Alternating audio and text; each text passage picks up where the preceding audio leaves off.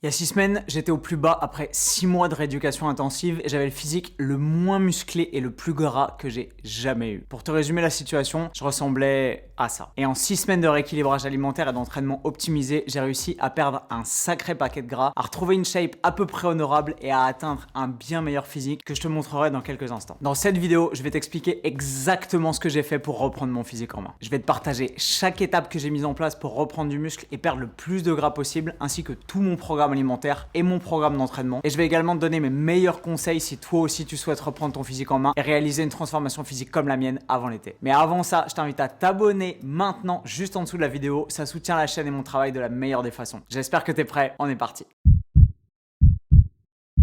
Afin que tu aies le contexte et que tu comprennes exactement ce que j'ai traversé, revenons rapidement sur les faits. Il y a 7 mois, je ressemblais à ça. Pour la première fois de ma vie, j'avais réussi enfin à faire une vraie prise de masse. J'étais à 75 kg, j'étais pas trop gras comme tu peux le voir. Et surtout, j'avais réussi à revenir à la fois à des niveaux de cardio et des niveaux de force plutôt honorables. Je pouvais courir un 5 km en un peu plus de 23 minutes, faire des séries de 12 à 140 kg au Romanian deadlift, des tractions lestées à 45 kg. Bref, je kiffais mes trainings, je faisais des progrès quotidiens et la vie était belle. Et reste bien jusqu'à la fin de la vidéo parce que je vais te partager un truc incroyable que j'ai encore jamais fait et qui devrait te permettre d'atteindre toi aussi ton meilleur physique. Tout ça c'est bien beau, mais en revenant à Toulouse, je me suis explosé le genou mi-octobre lors d'un sparring de MMA. Double fracture du tibia et du péroné, rupture du ligament croisé antérieur, rupture du ligament collatéral latéral et déchirure du ménisque. La totale quoi. J'ai dû passer par le bloc opératoire pour me faire réparer tout ça et surtout entamer la plus longue et pénible période de rééducation que j'ai jamais faite de toute ma vie. 6 mois à aller chez le kiné quasiment tous les jours, à souffrir pendant 2 heures dans des séances interminables où chaque exercice faisait mal et où j'avais l'impression que je m'en sortirais jamais. Et même si c'était hyper ingrat, j'ai été extrêmement sérieux, travailleur et patient, même si je me suis découragé quelques fois, c'est normal. Et au bout de 6 mois, j'ai enfin réussi à conquérir l'objectif fixé le jour de mon opération avec le chien. Retrouver un genou fonctionnel. Et évidemment, si tu me suis depuis longtemps, tu sais que j'ai compté les jours pendant 6 mois en attendant une seule chose, pouvoir retourner à l'entraînement, courir, reprendre les sports de combat et surtout pouvoir me mettre de vraies séances avec de vraies intensités et des vraies charges. Parce que les séances de kiné pour rééduquer un genou, même si c'est un mal nécessaire, c'est clairement pas ça qui va te redonner le meilleur physique de ta vie. L'important pendant ces 6 mois, c'était de reconstruire mon genou et tout le reste a dû passer au deuxième plan pour guérir le plus vite possible. Résultat des courses, à la fin de ma rééducation il y a exactement 6 semaines, je ressemblais à ça. Ça, sur le papier, c'est le pire physique que j'ai jamais eu. Alors, selon des standards normaux, c'est peut-être pas une shape absolument catastrophique, mais garde en mémoire que j'ai perdu beaucoup de muscles au niveau des jambes à cause de la blessure et de l'opération, comme je vais te l'expliquer dans un instant, et que du coup, mon pourcentage de masse grasse était il y a 6 semaines le plus haut que j'ai jamais connu de toute ma vie. Et je sépare les mots parce que ça me fait une petite émotion de le dire comme ça. Et je le sais avec exactitude parce que pour le mesurer, j'ai eu recours à la technique la plus précise qui soit actuellement pour évaluer la composition corporelle, un DEXA scan. Alors le DEXA scan, c'est la technique la plus précise en théorie, mais il y a évidemment des petits paramètres qui peuvent faire varier sa précision, comme la marque du scanner utilisé ou le calibrage de la machine quand tu passes d'une machine à l'autre. Et c'est exactement pour ça que depuis 2015, je fais tous mes DEXA scans dans le même labo, sur le même scanner, avec le même radiologue, pour avoir l'estimation la plus précise possible de l'évolution de mon physique d'année en année. Là-bas, ils me prennent pour un fou, ils me voient arriver tous les ans, je suis un coup sec, un coup gras, un coup pas sec, un coup pas gras, ils comprennent rien, mais au moins ça me permet de rassembler des datas de qualité pour évaluer ma progression et vous faire ce genre de vidéo. Et donc, quand le DEXA scan te dit que tu as perdu près de 2 kg de masse mec sur les jambes, tu comprends que la blessure a fait de sacrés dégâts. Donc retour sur le même DEXA scan il y a 6 semaines exactement pour connaître le bilan de ma blessure, et tiens-toi bien parce que moi le résultat m'a fait vraiment flipper. Attends, avant de te dire exactement à combien j'étais, regarde bien ces images, mets la vidéo en pause et dis-moi dans les commentaires à combien tu penses que j'étais en termes de body fat. Sachant que pour te donner un petit peu de contexte, sur les précédents examens que j'ai fait sur ce même DEXA scan dans ce même labo, ici j'étais à 8,7% de masse grasse, ici j'étais à 14%, ici j'étais à 17% et ici lors de mon dernier DEXA scan, j'étais à 9,3%. Je te laisse faire ta meilleure estimation et l'écrire en commentaire juste en dessous de la vidéo. Et évidemment, tu peux en profiter pour éclater les pouces bleus juste en dessous si tu trouves ça intéressant que j'ai pris soin de compiler toutes ces datas depuis des années. Bon, résultat des courses, roulement de tambour, j'étais à 19,4%. Ouais, 20%, clairement. Je t'avoue que je suis passé à ça d'avoir un body fat avec un 2 devant et que je l'ai plutôt échappé belle, même si ça fait vraiment mal au cul comme constat. Donc évidemment, dès que j'ai eu le feu vert du kiné et du chirurgien juste après mon DEXA, ma première préoccupation a été extrêmement simple. Remettre en place un entraînement et une diète optimale pour retrouver ma meilleure shape, perdre du gras et reprendre tout le muscle que j'avais perdu sur la table d'opération. Ça, c'était le chapitre 0 de ma reconstruction et il était clairement pas de tout repos.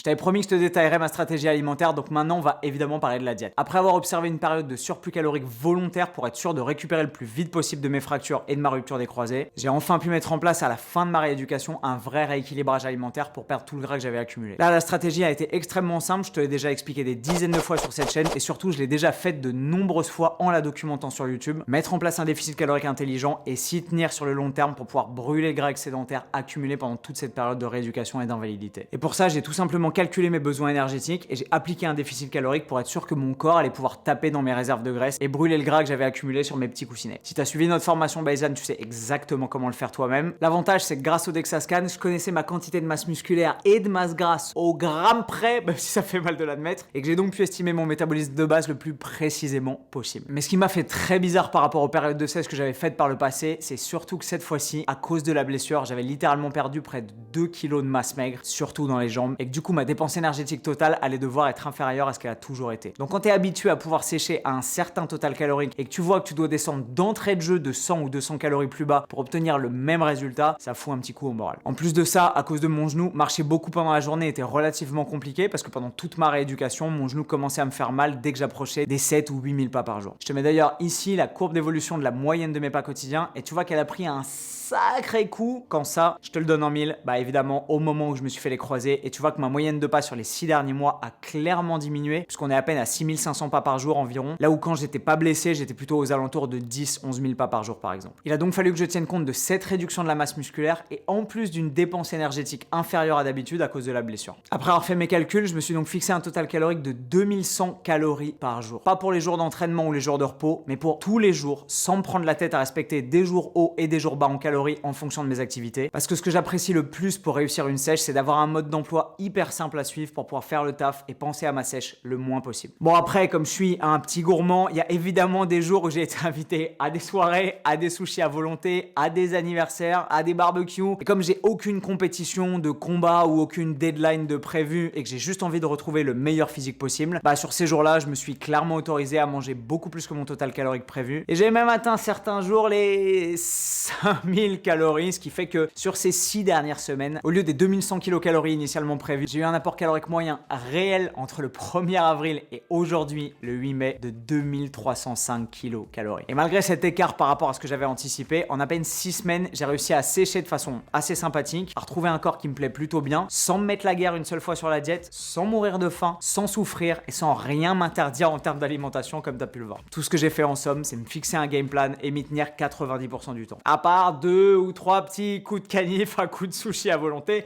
t'as capté. Il y a 6 semaines, j'étais donc à 75 kg 500 à 19,4% de body fat et en 6 semaines, même si comme tu le vois, les progrès ont clairement pas été linéaires, mais ça tombe bien, c'est jamais le cas. J'ai réussi à perdre suffisamment de gras pour approcher doucement des 68 kg. Pour combien de body fat? Bah on va le savoir très vite parce que je refais un DEXA Scan dans les jours à venir et évidemment sur le même scanner pour avoir les résultats les plus fiables possibles. Je vais même vous faire un petit physique check tout de suite que vous voyez ça. On voit bien là? C'est bon? Ça vous va?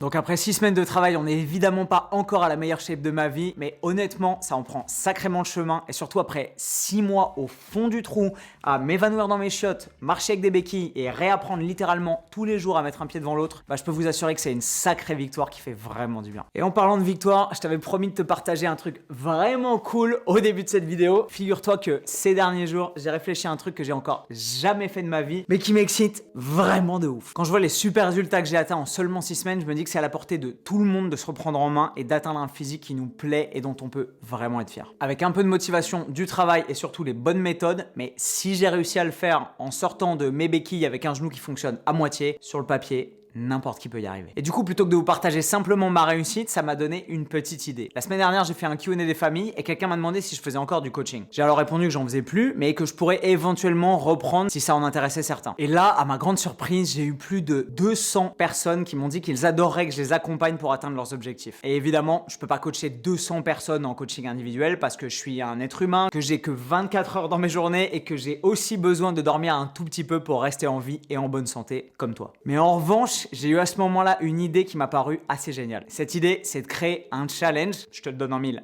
de 6 semaines et passer les 6 prochaines semaines à me créer le physique le plus athlétique possible et surtout à accompagner tous ceux qui ont envie de faire la même chose que moi pour les amener à atteindre leurs objectifs de la meilleure des façons. Entraînement, nutrition, mindset, pour la première fois depuis l'existence de ma chaîne YouTube, on va faire tout ça tous ensemble et main dans la main. Je vais vous apprendre à mettre en place des habitudes au quotidien qui vont vous permettre d'atteindre vos objectifs et de bâtir enfin le physique de vos rêves. Le côté hyper ludique pour moi, c'est que pour la première fois, je vais le faire exactement en même temps que vous et donc je vais pouvoir à la fois vous motiver et vous guider pas à pas sur le chemin de la réussite pour vous apprendre à faire les choses de la meilleure façon qui soit. Vous allez pouvoir bénéficier de toute mon expérience et donc maximiser vos résultats en évitant toutes les erreurs que font les gens qui n'arrivent pas à perdre du poids pour reprendre leur physique en main sur le long terme. Quel que soit ton objectif, donc ce challenge va te permettre d'intégrer une communauté de mecs et de nanas aussi motivés que toi et qui sont prêts à travailler dur pour réaliser leurs rêves et je vais te montrer jour après jour exactement comment on y arrive. Attention, pas pour perdre un maximum de gras comme dans les challenges débiles à l'américaine du genre Biggest Loser ou ce genre de dôme en suivant un crash diet à 800 kcal pour te retrouver avec une santé défoncée et reprendre tous tes kilos 3 semaines après. Mais bien pour faire exactement ce que j'ai fait durant ces 6 dernières semaines. Apprendre à mettre en place des bonnes habitudes, adapter à ton contexte et à faire les choses bien 90% du temps pour atteindre enfin les résultats que toi tu souhaites. Que tu décides de rejoindre le challenge ou pas, de toute façon ces 6 semaines elles vont passer quand même et le physique que tu auras dans 6 semaines ne dépendra que de toi. Petit bonus, dans 6 semaines c'est mon anniversaire donc tu peux être sûr que moi je vais faire tout ce qu'il faut pour atteindre mon objectif et me construire le physique le plus athlétique possible. Maintenant, à toi de voir si tu veux en faire autant et me rejoindre dans mon challenge. Tout ce que tu as à faire pour ça, c'est cliquer sur le lien qui est juste en dessous de la vidéo pour rejoindre la liste d'attente. Quand j'aurai fini de construire les plans d'entraînement et de nutrition pour les participants du challenge dans quelques jours, j'enverrai un mail à tous ceux qui se sont inscrits sur la liste d'attente et si t'en fais partie, tu pourras avoir accès au challenge en avant-première. Attention parce que cette fois-ci, c'est moi qui vais tout faire tout seul et vous accompagner de A à Z pendant 6 semaines. Donc je vais pas pouvoir accompagner 500 personnes non plus. Donc évidemment, les places seront limitées. Premier arrivé, premier servi. Et ça tombe bien parce que si je reprends le coaching, je peux t'assurer que c'est justement pour bosser avec des gens qui sont archi motivés. Voilà, j'adore cette idée. C'est un truc tout nouveau pour moi et je suis super heureux de partager cette réussite avec les plus motivés d'entre vous. Si tu veux en faire partie, tu sais exactement ce qu'il te reste à faire.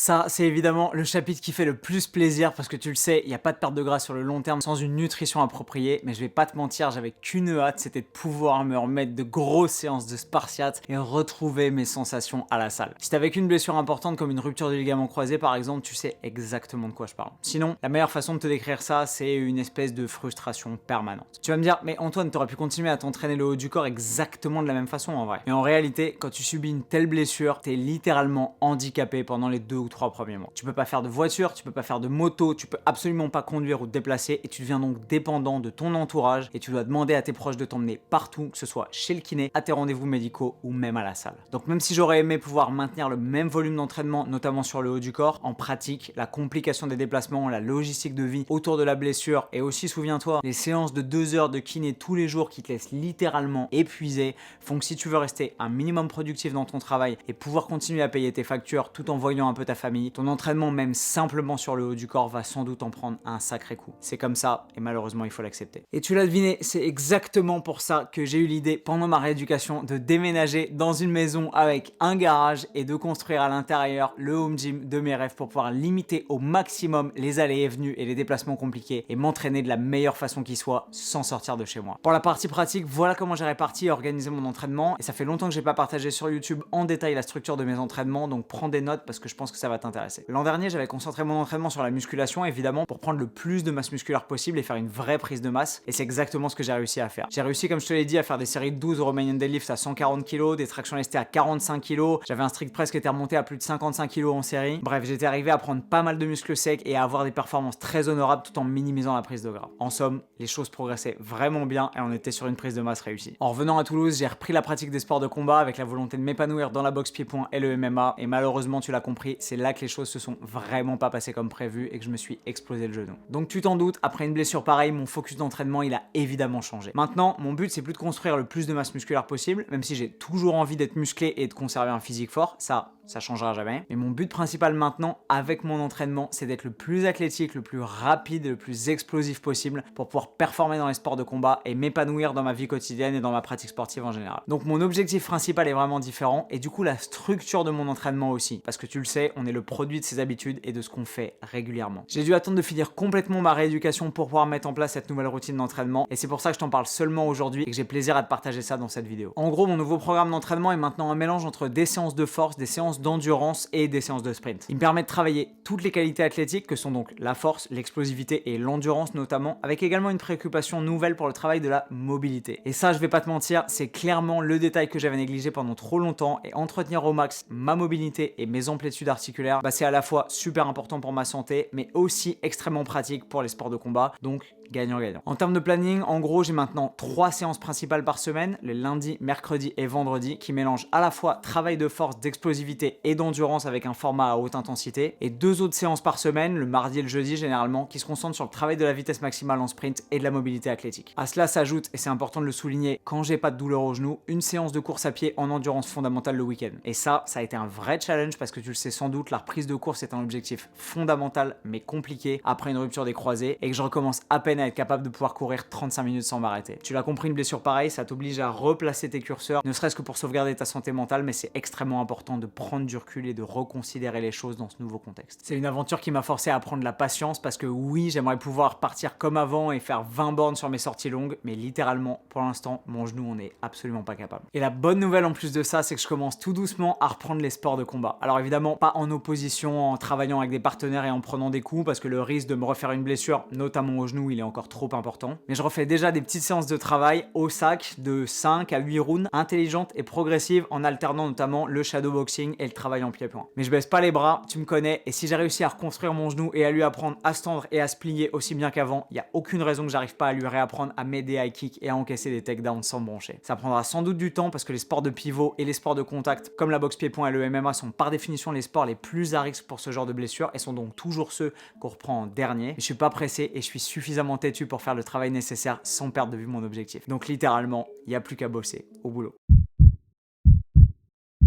C'est donc cet accord parfait entre une nutrition optimisée et une reprise d'un entraînement athlétique calibré pour mes compétences articulaires du moment et mes objectifs spécifiques qui m'a permis à la fois d'atteindre un physique qui commence à nouveau à me plaire et surtout de retrouver de super sensations à l'entraînement et ça faisait beaucoup trop longtemps. Tout n'est pas encore parfait et j'ai encore des petites douleurs dans le genou et des petits blocages ici et là, évidemment, et c'est parfaitement normal. Mais 6 mois à peine après avoir vu ma jambe se briser en 1000 morceaux, j'ai enfin à nouveau confiance dans le fait que je vais pouvoir me reconstruire de la plus belle des façons et revenir rapidement à mon meilleur niveau. Je me suis fixé des objectifs de performance, en force et en endurance notamment, et je t'en parlerai dans la prochaine vidéo. Mais en attendant, je vais me concentrer sur les 6 prochaines semaines, jour après jour, avant mon anniversaire le 20 juin, et faire de mon mieux pour me reconstruire le physique le plus athlétique possible pour que cette saloperie de blessure ne soit bientôt plus qu'un mauvais souvenir. Le temps va passer de toute façon et ce que je peux faire de mieux, c'est l'employer au maximum en faisant tous les jours le travail nécessaire pour devenir meilleur. Si tu veux saisir cette opportunité pour le faire avec moi, on est ensemble. Si tu as appris des trucs dans cette vidéo, je t'invite à éclater les pouces bleus juste en dessous et quant à moi, je te retrouve dans la prochaine